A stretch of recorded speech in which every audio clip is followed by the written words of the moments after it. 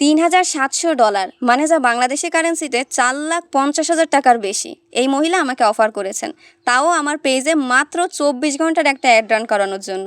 মানে আমার বিজনেস দাঁড় করাতে যে 3 লাখ টাকার ইনভেস্টমেন্ট লাগবে আমি হিসাব করেছিলাম, তা একদিনেই উঠিয়ে আনা সম্ভব। তবে আমি এটা রিজেক্ট করেছি, কারণ একে তো এটা হারাম হবে, আর এরা মূলত গ্যাম্বলিং বা জুয়া সাইট প্রমোট করে, যা আমার অডিয়েন্সের জন্য ক্ষতিকর।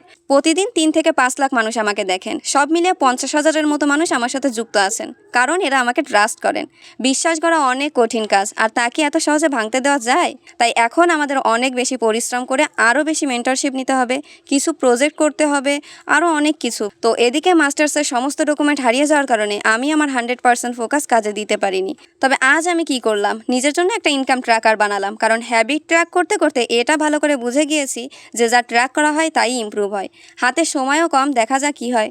তবে ভরসা আছে, আল্লাহ শেষমেশ সব কিছুই ভালো করবেন ইনশাল্লাহ।